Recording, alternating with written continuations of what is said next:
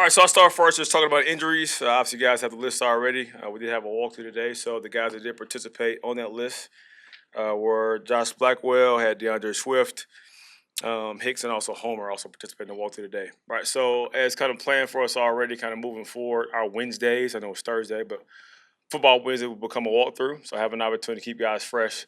This point of the year is kind of always the point of emphasis as we continue to get the work above the neck and go better work. Questions? Thomas, is there any possibility that Jaquan Brisker will be activated this week? I'll take it day by day, so I'm not sure. Thomas, what's the process of aiding Caleb's prep this week with an opponent that should be pretty fresh in his mind and that obviously he saw just a few weeks ago?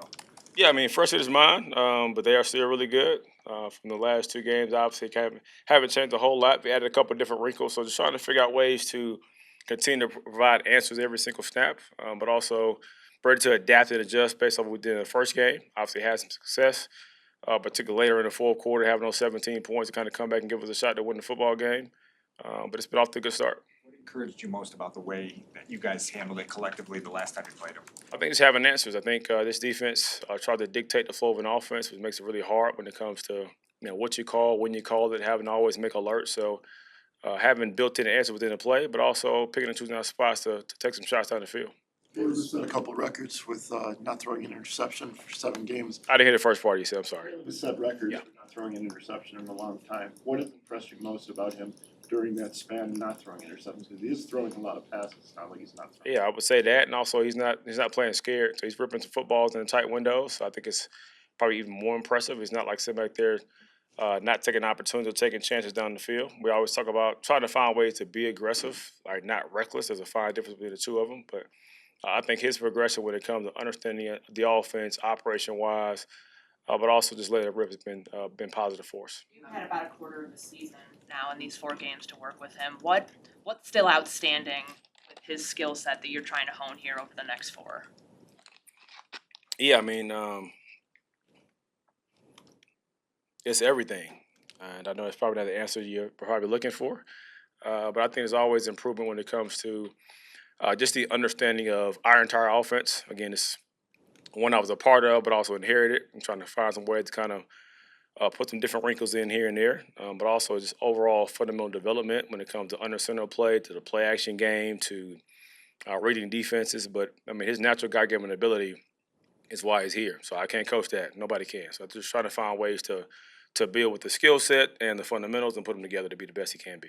Were you able to give much time? Were you able to give much time to grading yourself and kind of looking at how you handled the game and things you might want to do better this week? I mean, yeah, I'm always reflective every single day, not just after games. It's about how can I improve to be the best I can be for this entire unit. The ultimate grade is having success and winning football games. So that's still not where we need to be for sure. But again, always trying to find ways to adapt and adjust myself, how I call the game. Also, picking and choosing spots to be more aggressive at times is something I always reflect on. You worked with Kevin O'Connell with the Rams. What stood out to you about him in that moment, and how do you think it's translated pretty well here?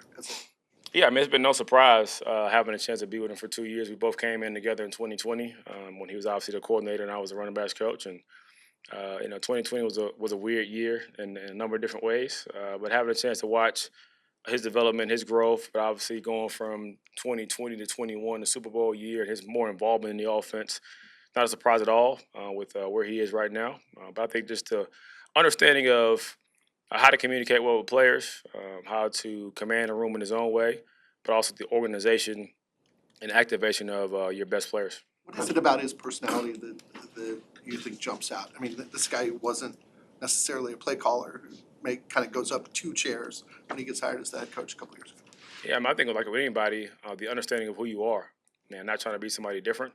I think he has really strong conviction in that, which is important to me for anyone in this role. But I think also, like I said a couple of times, the true test of a leader is to make people better and make situations better. So I think understanding for him of how to adapt and adjust for his football team, how to get the best out of those guys has been really good for him. Coach, when it comes to some of those key game situation sacks, 2-minute, third down, edge of field goal range, Caleb is still kind of progressing with that. He's mentioned it several times. But you still see it kind of show up. What are some of the coaching points to kind of help him along with that, whether it's, moving on to the next down, getting rid of it, bailing out? What are the coaching points to help him with that? Yeah, I mean, well, I think the spots you mentioned, you know, I know it's not all toward the him. end of the game, third down, later in games, one is obviously one known passing down. So it changes what you do from a defensive standpoint. So I think it's harder when it comes to not being able to mix it up between run, play action, keepers. So I mean, they know it's pass. So obviously, the D line could be more active when it comes to that. But also just myself trying to always find solutions and answers.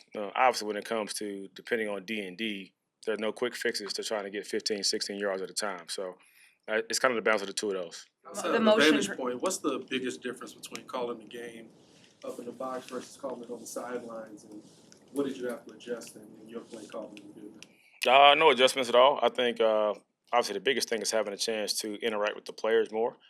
There's no doubt in my mind that obviously being in a box, the visual of the entire football field is different for sure. But most of the play calls are built off of D&D, the hash, the flow of the game, and so I'm kind of just going through the sequence of play that I have on my call sheet.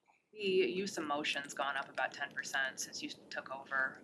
What did you see from, I guess that was the first 10 weeks of the season with the offense that let you know that you could have some more opportunities to utilize motion within the offense? Yeah, I think for me it was less about that, just more about what I believe philosophically as far as how you build an offense. The difficulties you talk to defensive coaches, them having to adapt and adjust to, 2x2 to 3x1 motions on the move, full speed, and forcing guys to communicate. I think it also becomes very difficult in this league. I don't care who you're playing with to just be static and line up and beat people. I think giving them different pitchers, but also giving our guys access in the run game, but also in the pass game was the biggest part of it. With regard to playing a team second time, how much do you regard that as a chess match? Do you try and anticipate what Flores is going to do? Do you think how you do against him this time is a good measurement of just how good you are at what you're doing?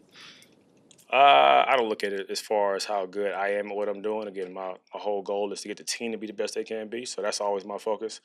How I look is really irrelevant to me because I think it's also tied to the overall team success. So the first question you asked when it comes to the chess match, to me, it's a chess match between every game. Obviously, the second time you play an opponent, you have to have different answers. We did have some success in that first game as far as being able to move the ball at times, get the ball out, and beat some of the pressure. So he'll make some adjustments. As far as me trying to guess what he can do, I'm not even going to try to do that. That's a waste of my time when it comes to thinking about that defense and what he does with them. It's more about us preparing our guys and having answers within every play. You call one of the best offenses versus Minnesota this season. How do you get the team back to that point after seeing them struggle kind of this first week under you? Yeah, I mean, I'm pretty open, honest, and direct. So we had a lot of truth talk in the locker room after the game. A lot of truth talk in the team meeting a couple of days ago, and then to me, it's turning the page. So being able to understand that the past is the past, regardless of it being good or bad. But what can I pull from that to build myself going forward, and also understanding of um, having success the first time doesn't always equal automatic success for the second time. So being able to continue to build and continue to figure out what we did well in that game, but also how to continue to create more plays for us down the field. What have you enjoyed about being in the defensive meetings the last couple weeks for the first time in your career? I think. Yeah. I mean, And the perspective you bring to that. yeah. I mean, one is like I said before, I'm not. I don't care about being a micromanager, come and try to take over people's meetings, but being able to have my perspective from an offensive side of the ball of how this defense, this pressure, this coverage may end up impacting what an offense sees, and trying to kind of lend my presence with that.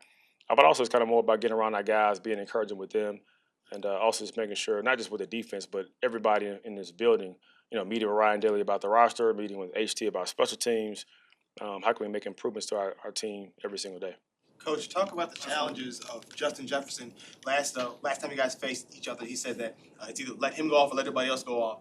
Just the stress that he puts on you. Just talk about how difficult it is, the fine line to guard him and also worry about everybody else. Yeah, I mean, he's a problem. So, I mean, I don't think anybody necessarily has a true answer to how to stop elite players. So I'm not going to act like we have some magical formula because there is none. I think understanding of owning those matchups, winning one-on-one battles, but also the mix of coverage is going to be a big part when it comes to how to try to keep those guys off balance. I think anytime you talk about the passing game, the more you can impact the front and affect the quarterback, that obviously negates what a receiver can do. Obviously, I think there's some independent spots on the field, like a D-line, where he's not depending on anybody else to have success. A receiver can't play well while he's quarterback. So I think understanding how to mix up coverages, also affect the quarterback is going to be a big part of trying to slow him down. But he's a true problem, so I'm not going to say he's not. Thank you. Thank you. Thank you.